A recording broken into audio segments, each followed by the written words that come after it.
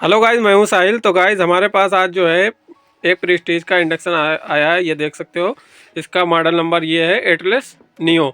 और इसमें फॉल्ट जो है वो अभी मैं आपको दिखा रहा हूँ। ये मैं इसका अभी मैं प्लग जो है इन करता हूँ और फिर आपको दिखाता हूँ। देखो गाइज, ये देख सकते हो इसमें नंबर आ चुके हैं। अब मैं इसको ऑन कर रहा हूँ। ये देखो, देखो गाइज, ये E1 का एरर इसमें शो कर रहा है। तो गाइज मैं आपको बता दूं कि ये एरर किस वजह से आता है, ये किस साइन का एरर है।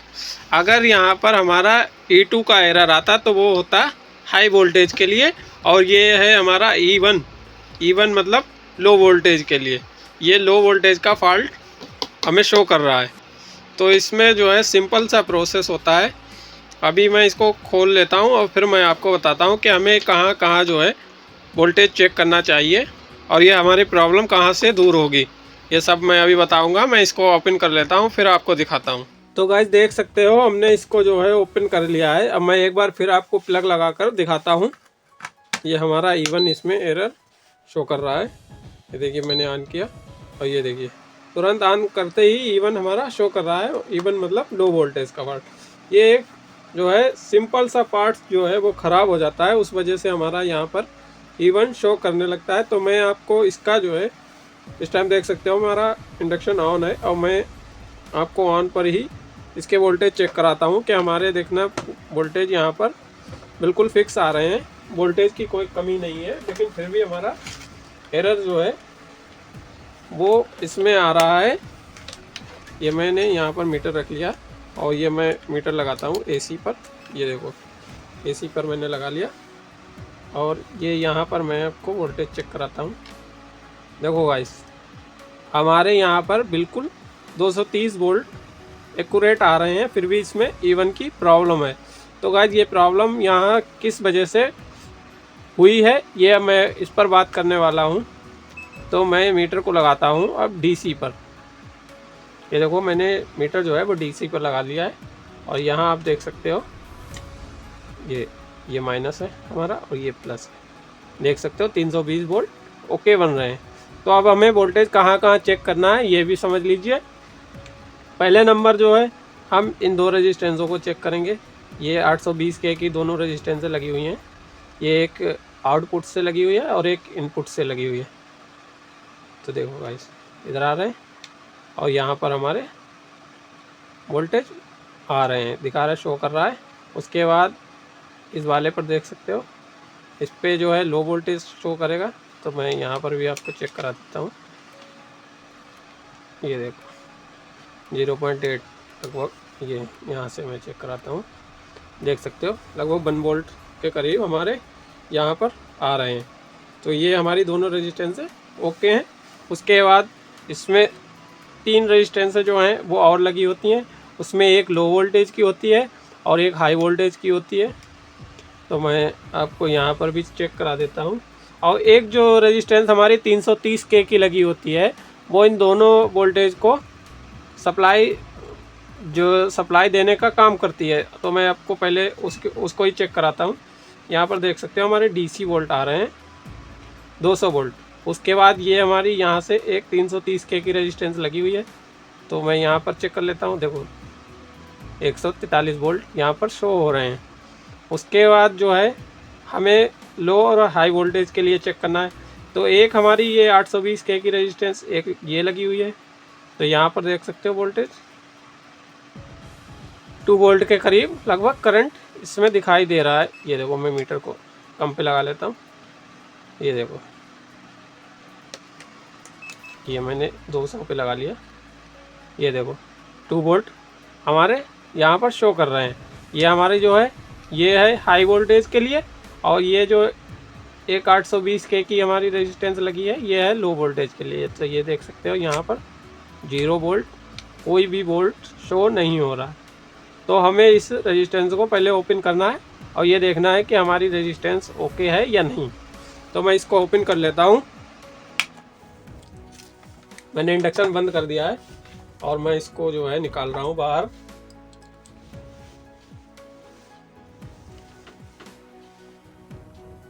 ये वाली रेजिस्टेंस हमें जो है निकालना है।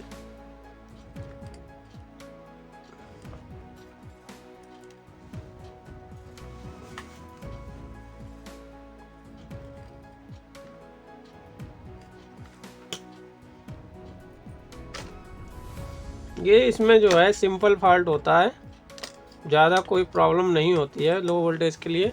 ज़्यादातर हमारी प्रॉब्लम जो है वो यही होती है कि इसमें या तो एरर E1 आ जाता है या E2 आ जाता है, और ये हमारी रेजिस्टेंसें जो हैं मोस्टली जो है वो रेजिस्टेंसें ही ख़राब होती हैं। अब ये मैं आपको चेक करके दिखाता हूँ। मैं मीटर जो है अपना 2 मेक पे लगा लेता हूँ, क्योंकि ये हमारी जो है 820 के की रेजिस्टेंस है। तो ये चेक कर लेते हैं एक बार। देखो गाइस, बिल्कुल ओपन हो चुकी है। ये हमारा जो है 820 के की रेजिस्टेंस है।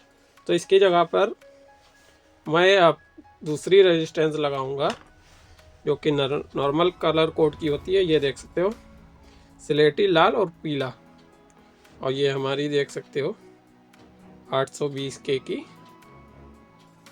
लगभग है। ये यहाँ पर 2-3 पॉइंट जो है वो हमारी हो सकता है उंगलियों की वजह से दिखा रहा हो बढ़ती।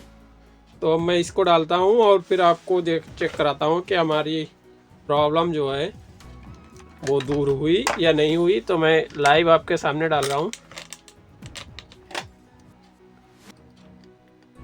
और मैं इसके जो है वोल्टेज भी अभी चेक कराऊंगा। ये देखो गाइस,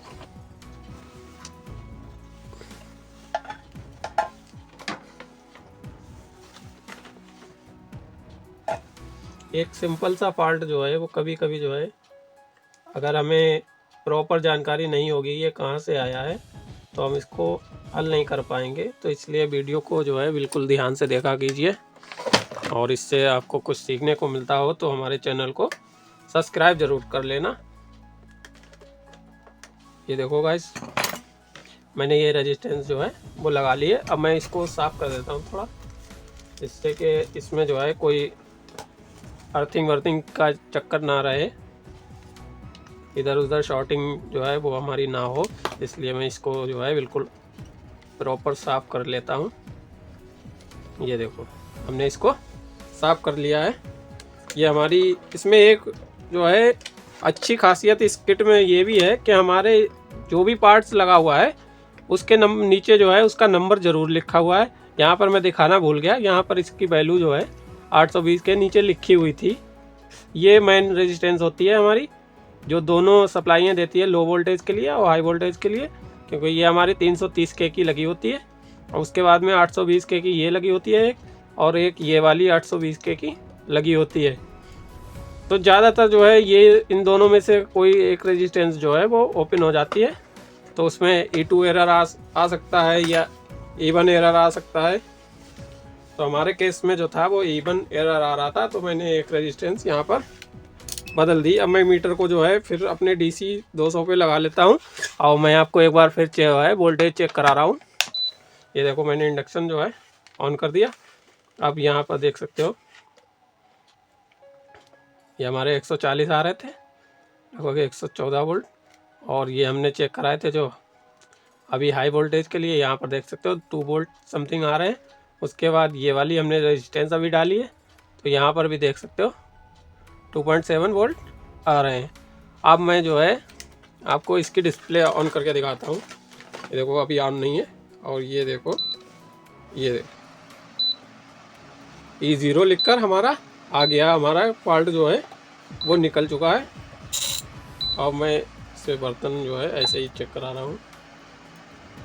देख सकते हो 1100 यहाँ पर लिख के आ गया। जैसे ही ये मेरा बर्तन पकड़ रहा है, क्योंकि हमारा इंडक्शन जो है वो सीरीज में चल रहा है, इस वजह से ये देखो ये 1100 तुरंत लिख कर आ गया। जैसे ही हमने बर्तन सेंस कराया और ये मैं हटाता हूँ तो ये 0 लिख कर आ जाता है। तो गाइज आई होप आपको वीडियो पसंद आया होगा। तो गाइज जल्दी मिलते हैं किसी और वीडियो में किसी और टॉपिक के साथ। तब तक के लिए बाय बाय।